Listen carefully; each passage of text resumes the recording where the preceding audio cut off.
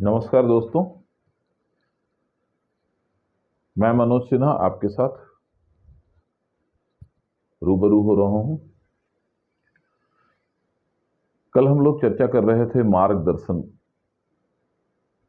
उसी कड़ी में उसकी दूसरी वीडियो कल हमने चर्चा की थी। जैसा कि मैं बता रहा था आपको कि सोच पर ही निर्भर करता है हमारी सफलता असफलता का रास्ता।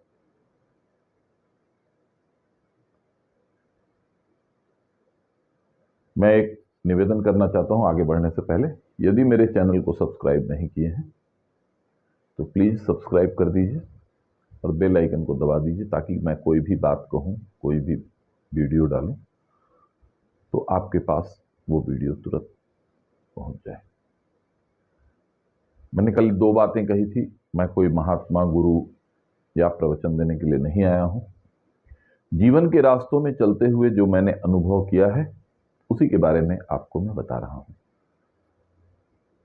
मैं ये किसी को नहीं कहता कि मेरी बातें मान लीजिए, अच्छी लगती हैं आप अपने उसे जीवन में उतारिए। तो जैसा कि हम लोग कल बात कर रहे थे कि सफलता हमारी सोच पर निर्भर करती है। जैसी सोच हम रखेंगे, मैंने कल बताया था कि शरबत बनाने के लिए आपको पानी में कितना शक्कर मिलाना है इसका ज्ञान होना चाहिए। और ये ज्ञान कहां से आएगा? ये ज्ञान हमको अपने दृष्टिकोण और देखने, सोचने, समझने की क्षमता से आएगा। ज्ञान कई तरह के होते हैं, कई रास्तों से आता है। उसमें सोचना समझना जो है बहुत हद तक आपकी सहायता करता है। पढ़ने से ज्ञान आता है, पुस्तक उसमें हमारा सबसे पहला साथी होता है। सुनने से ज्ञान आता है, हम कहीं किसी जगह बैठते हैं, कुछ बातें हमें अच्छी लगती हैं, कुछ बातें हमें बेकार लगती हैं। जो बातें अच्छी लगती हैं हम उसको अपने अंदर धारण कर लेते हैं। छोटे छोटे लोगों से भी ज्ञान मिलता है। समाज में हम रहते हैं, बहुत सारी ऐसी घटना दुर्घटना होती रहती है जो हमें बहुत ज्ञान दे जाती है। ज्ञान के लिए कहीं कोई ऐसा परिसीमा निश्चित नहीं है कि ज्ञान हमें इसी रास्ते से मिले। ज्ञान का सबसे बड़ा पाठशाला हमारा घर होता है और घर से ही हमें पहला ज्ञान प्राप्त होता है, या कहिए कि घर से हमारे संस्कारों का निर्माण होता है। घर में परिवार के बीच रहने से माता पिता हमारे पहले गुरु होते हैं, परिवार हमारा दूसरा गुरु होता है। और इन सब चीजों के साथ हमारे जीवन में संस्कारों का निर्माण होता है। और यदि हमारे जीवन में संस्कार हैं तो हमारे चरित्र का निर्माण होगा। चरित्र का निर्माण होना बहुत आवश्यक है, क्योंकि हम सफल होंगे या असफल होंगे इस हमारे चरित्र के ऊपर बहुत निर्भर करता है। संस्कार से चरित्र का निर्माण होता है, ये मैं बार बार कहता हूं। संस्कार अच्छे हैं बुरे हैं, संस्कार से ही चरित्र का निर्माण होता है। कोई भी माता पिता अपने बच्चों के भले के लिए ही कोई बात उन्हें बताते हैं। इसलिए माता पिता एक ऐसे गुरु हैं जो निस्वार्थ आपको संस्कार देते हैं, निस्वार्थ आपको शिक्षा देते हैं। उनके अंदर किसी प्रकार की कोई स्वार्थ नहीं होती, क्योंकि माता पिता को यह मालूम नहीं होता है कि आप बड़े होकर उनके पास रहेंगे नहीं रहेंगे। आज के आधुनिक युग में कहां बच्चे उनके पास रह पाते हैं, कोई बच्चा उनके पास नहीं रह पाता है। आप क्या करेंगे जीवन में, ये वो एक प्रयास करते हैं कि आपके अंदर ऐसी क्षमताओं का विकास हो जिससे आप बहुत ऊंचाई छू सके। उनकी एक इच्छा होती है, आप छुएंगे कि नहीं छुएंगे।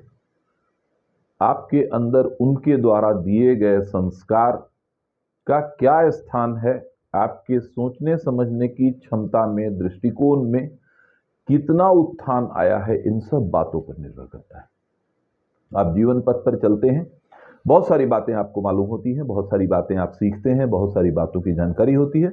आप उनको अपने जीवन में कितना स्थान देते हैं, इन सब बातों पर निर्भर करता है आपके चरित्र का निर्माण। किंतु संस्कार तो आपको बचपन में ही डेवलप हो जाते हैं। आपके संस्कार, कहते हैं ना, हम सच बोलते हैं, झूठ नहीं बोलते हैं।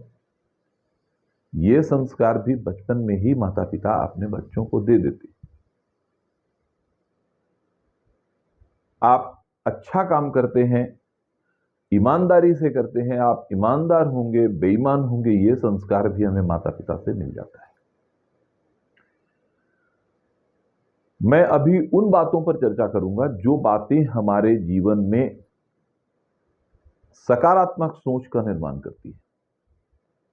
नकारात्मक सोच का निर्माण भी वही बातें करती हैं, मगर इसकी चर्चा हम बाद में करेंगे। पहले उन पहलुओं पर विचार कर लें जिससे हमारे अंदर सकारात्मक सोच का निर्माण होता है। सकारात्मक सोच से हमारे अंदर संस्कारों की बहुत बड़ी उपलब्धि या बहुत बड़ा विकास होता है। संस्कार हम माता पिता से लेते हैं, दादा दादी, माता पिता, गुरु, भाई बहन, समाज, इन सब से हमें संस्कारों का निर्माण करने का अवसर प्राप्त होता है। कुछ संस्कार जो होते हैं जन्मजात होते हैं।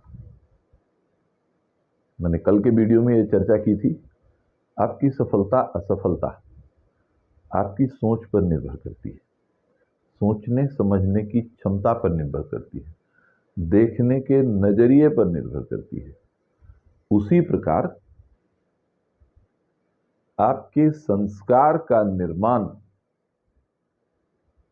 जन्म से पहले ही, जन्म के साथ ही होने लगता है।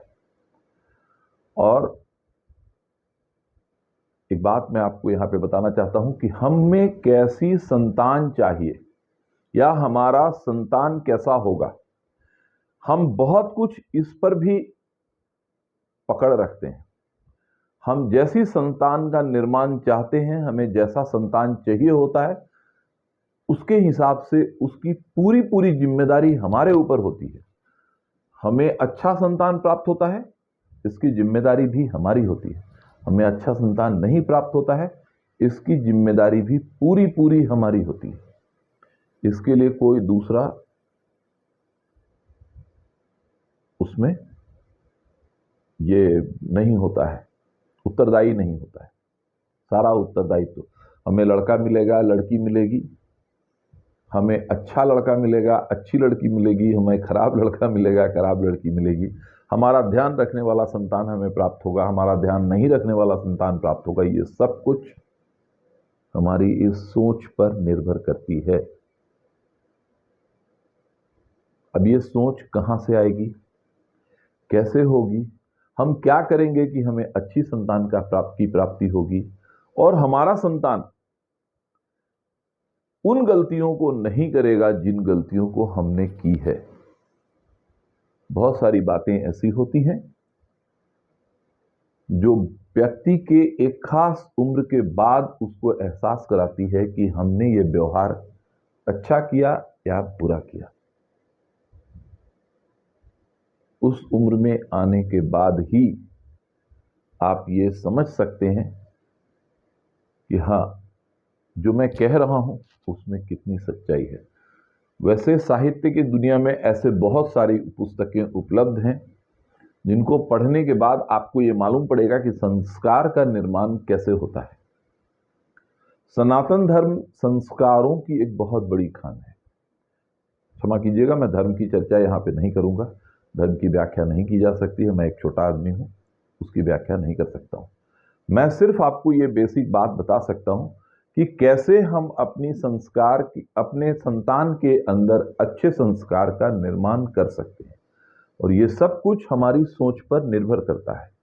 हमें पुत्र प्राप्त होगा, हमें पुत्री प्राप्त होगी, ये सब का निर्धारण मैं स्वयं करता हूं, हम स्वयं कर सकते हैं। इसके लिए कहीं कोई साइंस, कहीं कोई भगवान नहीं उपलब्ध है। आज का विषय यहीं तक रखता हूं दोस्त, कल फिर आगे चर्चा करने की कोशिश करूंगा। धन्यवाद। मेरे चैनल को सब्सक्राइब कर दीजिए। कल इससे आगे बात होगी तो आपको इसका लाभ मिलेगा। धन्यवाद।